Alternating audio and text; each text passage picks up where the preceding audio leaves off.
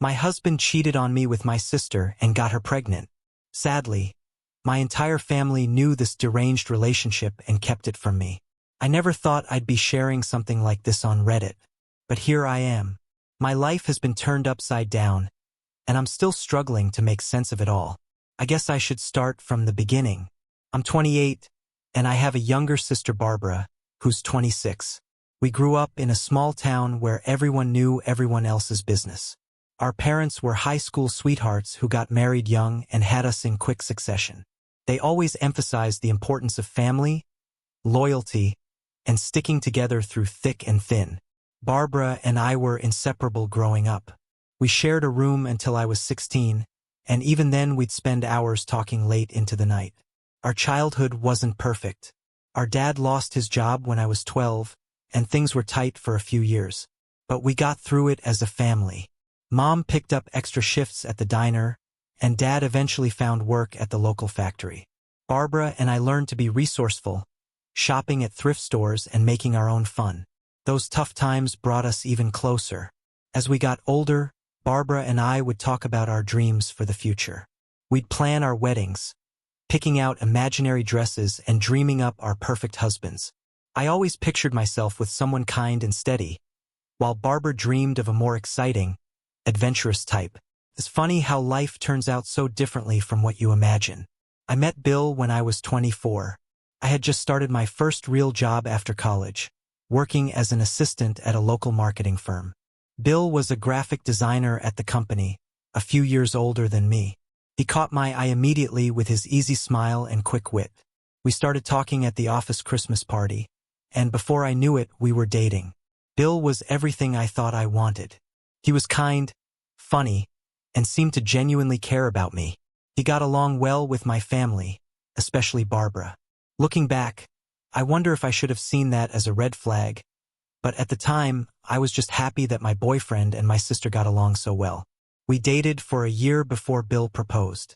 It was a fairy tale moment. He took me to the beach at sunset, got down on one knee, and presented me with a beautiful ring. I was over the moon.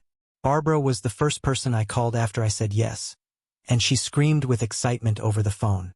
Our wedding was a big affair. It seemed like the whole town turned out to celebrate. Barbara was my maid of honor, of course. She threw me an amazing bachelorette party and helped with all the wedding planning. On the day of the wedding, she gave a beautiful speech about sisterhood and finding true love. She talked about how happy she was that I had found my perfect match and how she couldn't wait to find her own Bill someday. If only I knew then what I know now. The first 2 years of our marriage were good, or at least I thought they were.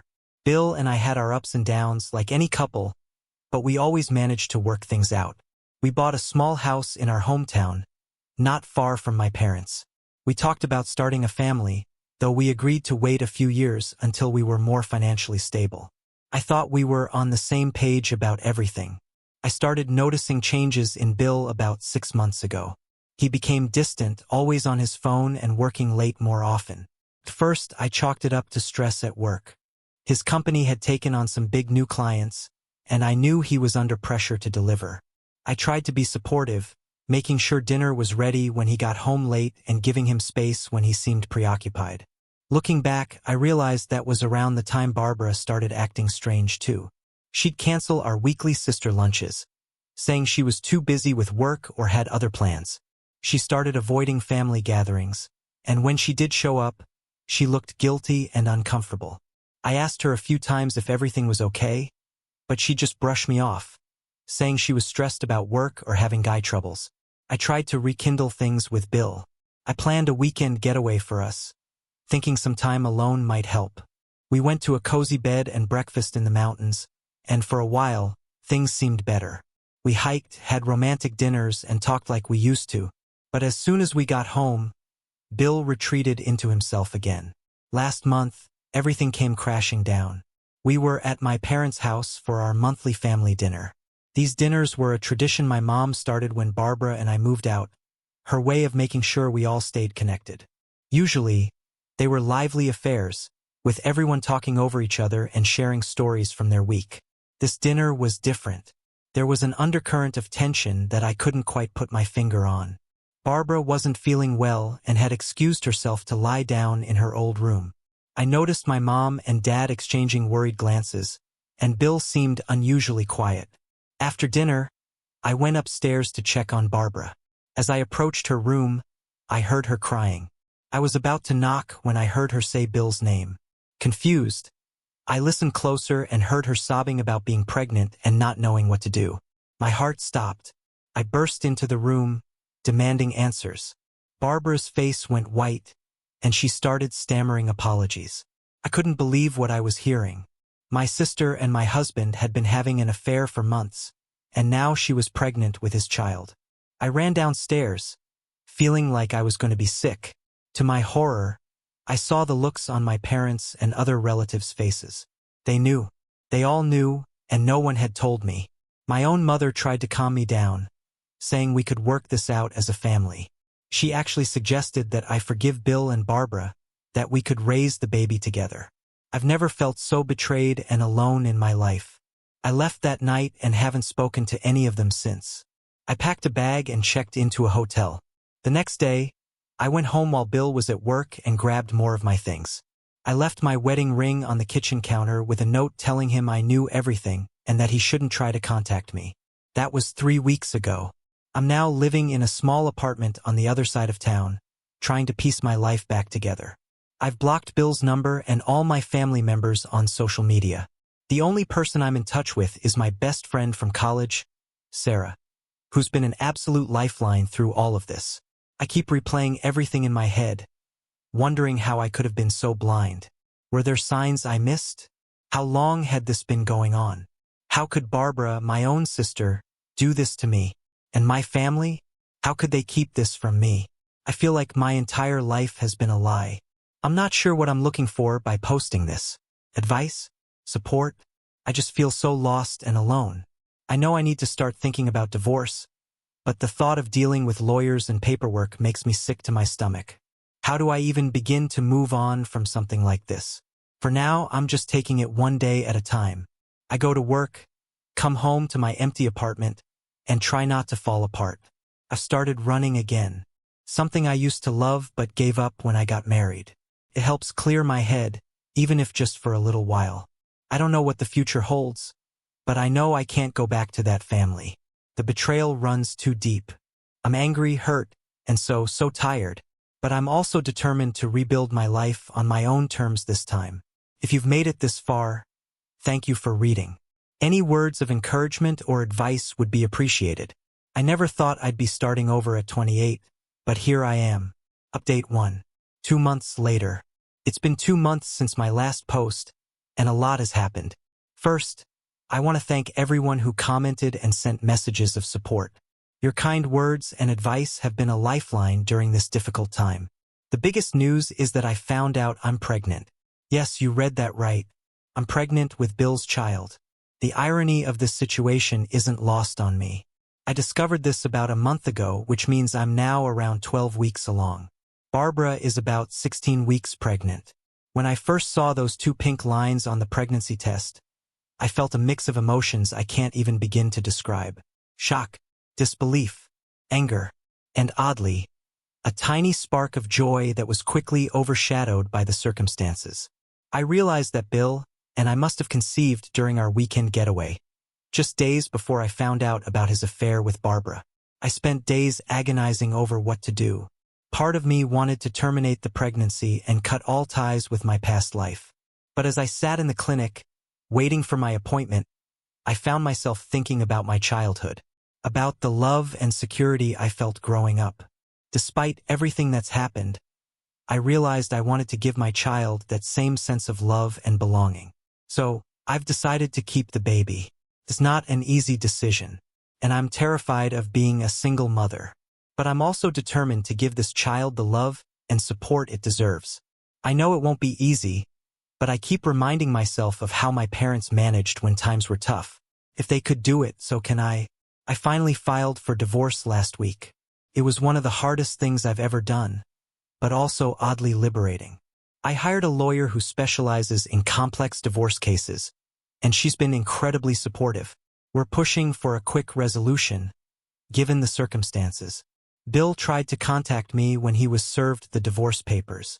He left voicemails begging me to reconsider, saying he made a mistake and still loves me. In one message, he talked about our first date, how nervous he was, and how he knew that night that I was the one. Hearing that just made me angry. How could he say those things and then do what he did? My family's reaction to the divorce has been disappointing, to say the least. My mother called, trying to convince me to work things out for the sake of the babies. She doesn't know I'm pregnant yet. I haven't told anyone in my family. When I refused to even consider reconciliation, she had the audacity to say I was being selfish and tearing the family apart. She brought up how we always stuck together through tough times, like when Dad lost his job. But this isn't the same, and I wish she could see that. Barbara sent me a long email, full of apologies and excuses. She said she never meant for any of this to happen, that she and Bill were drunk one night and things just happened. As if that makes it okay. She talked about how close we used to be, how much she misses me. She said she's miserable and feels guilty every day. Part of me wants to feel sympathy for her, but I just can't. She made her choices and now she has to live with them. I'm going through this pregnancy alone while my family rallies around Barbara. It hurts, but I'm trying to focus on myself and my baby. I've started prenatal yoga classes and joined an online support group for single mothers. It helps to talk to other women who understand what I'm going through. Work has been a welcome distraction. I threw myself into a big project and my boss has been understanding about my need for doctor's appointments. I haven't told anyone at work about the pregnancy yet, but I know I'll have to soon. I'm nervous about how it might affect my career, but I'm trying to stay positive. As for my living situation, I'm still in the small apartment. It's not ideal for raising a child, but it's all I can afford right now. I'm hoping that once the divorce is settled, I'll be in a better financial position to find a more suitable place. For now, I'm making the best of it, slowly turning the spare room into a nursery. I have my first ultrasound next week. It's bittersweet, knowing I'll be there alone while Barbara probably has the whole family supporting her. But I'm trying to stay positive and focus on the miracle growing inside me. I've started talking to the baby, telling it stories about my childhood and promising that no matter what, it will always be loved. Sarah, my college friend, has been amazing through all of this. She's offered to come with me to the ultrasound, and knowing I'll have someone there is a huge relief. She's also been helping me research everything I need to know about being a single mom. I don't know what I'd do without her. That's where things stand now. I'm taking it one day at a time, trying to stay strong for myself and my baby. Some days are harder than others. There are moments when I miss my old life so much it hurts. But then I feel the baby move, and I'm reminded that I'm not alone. I have a whole new life growing inside me, and that gives me the strength to keep going. Thank you again for all your support. It means more than you know. Update 2. 7 months later, it's been a while since my last update, and a lot has changed. I'm now in the final weeks of my pregnancy, and it's been quite a journey. The biggest news is that Barbara lost her baby. My cousin reached out to tell me that Barbara had a stillbirth about 2 months ago. Despite everything that's happened, my heart broke for her. No one should have to go through that kind of loss. I remember how excited we used to get as kids when one of our aunts or family friends had a baby. We'd beg to babysit, planning all the things we'd teach our future children. The thought of Barbara going through this loss alone, without me by her side, is painful. I sent a brief condolence message through my cousin but maintained my distance. As for my pregnancy, it hasn't been easy, but I'm hanging in there. I found out I'm having a boy, which filled me with a mix of joy and anxiety. I've been preparing as best I can, setting up a small nursery in my apartment and attending childbirth classes. It's hard doing this alone, but I'm determined to give my son the best life possible. I've been reading all the parenting books I can get my hands on, trying to prepare myself for what's to come. The divorce was finalized last month. It was a long and draining process, but it's finally over. Bill tried to contest it at first, especially when he found out I was pregnant. He suddenly wanted to make things right and be there for the baby. He talked about how his own father wasn't around much when he was growing up and how he didn't want that for his son. But I couldn't help thinking that if he really cared about being a good father, he wouldn't have done what he did. I refused his attempts at reconciliation. My lawyer was amazing and made sure I got a fair settlement. It's not much, but it's enough to give me a fresh start. My family's reaction to my pregnancy was mixed. My mother was overjoyed at first, thinking this meant I would reconcile with Bill. When I made it clear that wasn't happening, she became cold and distant. She's tried to guilt me into letting Bill be part of the baby's life, saying my son deserves to know his father. She keeps bringing up how close our family has always been, how we've always believed in second chances. But this isn't about second chances. It's about protecting myself and my child from more pain. Barbara reached out after losing her baby. She was a mess, begging for forgiveness and saying she wanted to make amends. She talked about all the plans we used to make as kids, how we always said we'd raise our children together. Part of me felt for her, remembering the sister I used to be so close to, but the wound is still too fresh. I told her I needed time and space and that I couldn't be there for her right now. Bill and Barbara got married in a small ceremony last month. My cousin told me it was a somber affair, more out of obligation than love. Apparently, they're both miserable, but feel trapped by their choices. I try not to think about them too much, but it's hard not to wonder how things would have been different if they had just been honest from the start. As my due date approaches, things have gotten complicated. Bill and my family have been pressuring me to let them be involved in the baby's life. They've sent gifts which I've returned. My mother even showed up at my apartment unannounced, trying to force her way in.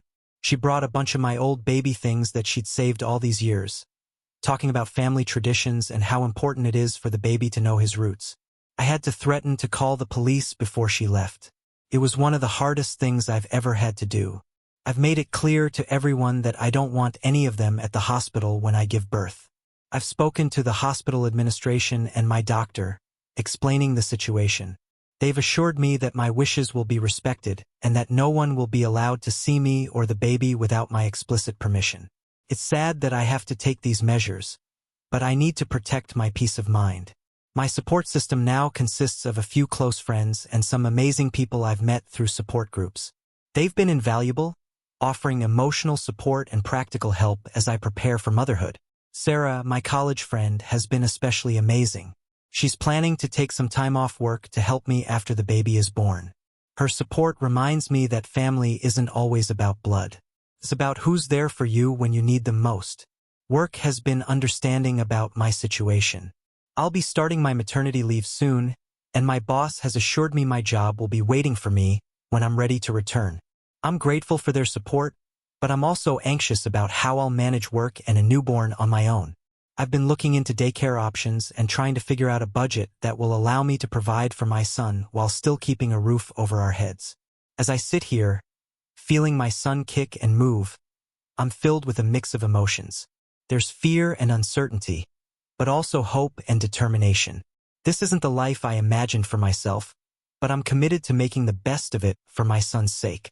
I've started a journal for him, writing down my thoughts and feelings as I go through this pregnancy.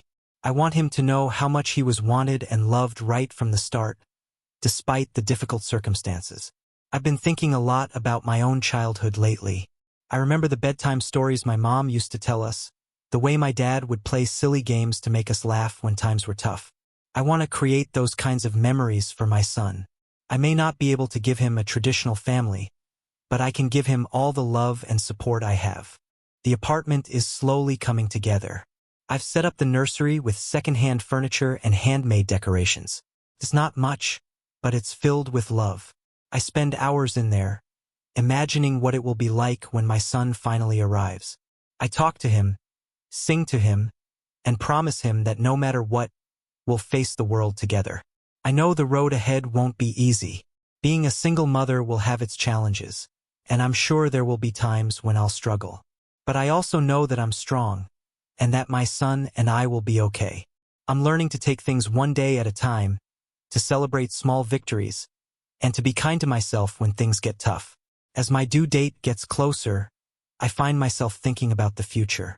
Will I ever trust enough to let someone into our lives? Will my son ever know his father or his aunt? I don't have answers to these questions yet, and for now I'm okay with that. My focus is on bringing this baby into the world and giving him all the love and security I can. I'm nervous about the birth, about being alone in the delivery room. But I'm also excited to meet my son, to hold him in my arms for the first time. I've chosen a name for him, a family name from my mother's side, to honor the good parts of my family history while still keeping my distance from the current situation. Thank you all for your continued support and kind words. It means more than you know. Wish me luck. As I finish writing this, I feel a sense of calm washing over me. Yes, my life has taken an unexpected turn. Yes, there are challenges ahead. But I'm not the same person I was when I wrote my first post. I'm stronger now, more resilient. I've learned that I can survive heartbreak, that I can stand on my own 2 feet. And most importantly, I've learned that I have an infinite capacity for love. Love for the little boy growing inside me, and love for the woman I'm becoming.